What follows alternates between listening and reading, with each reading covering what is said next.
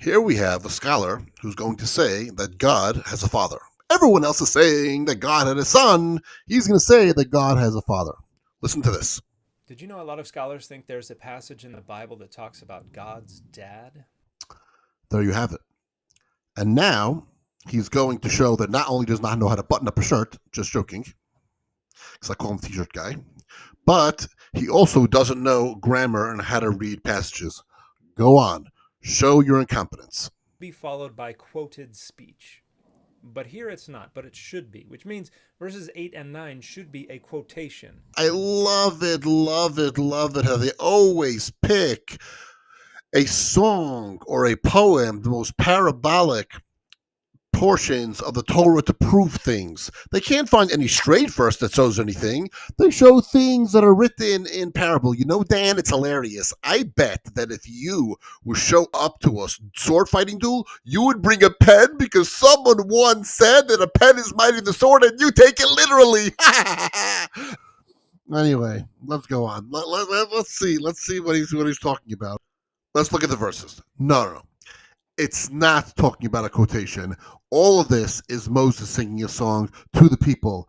He's merely saying at the end of verse 7 that the elders will tell you the same thing. It's not a quotation. The elders aren't going to tell you this. They'll tell you the same thing. Now, Dan, please tell us what you think the elders will tell us. And verse 8 begins, "When the Most High apportioned the nations, when he divided humankind, he fixed the boundaries of the peoples according to the number of the gods." Now, in like the King James Version and other more traditional translations of the Bible, it will say according to the number of the children of Israel, or the sons of Israel. And this is the reading we find in the Masoretic text.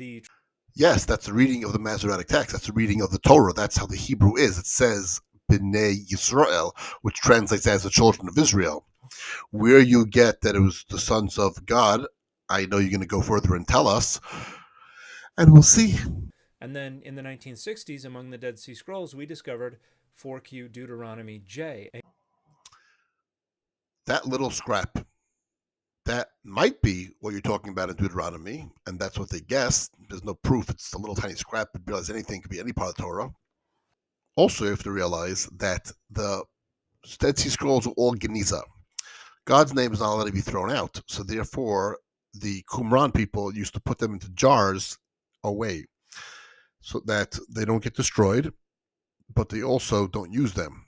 All the texts they probably did use probably brought them when they left Qumran or to Masada. Ultimately, when they're destroyed, all those documents were destroyed as well.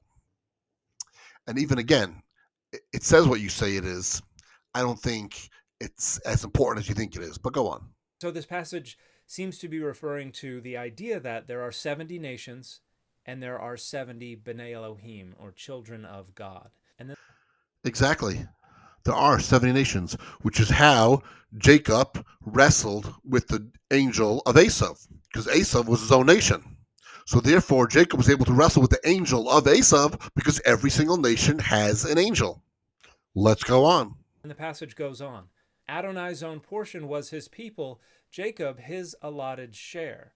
So the nations are being apportioned to the B'nai Elohim, and Adonai gets one.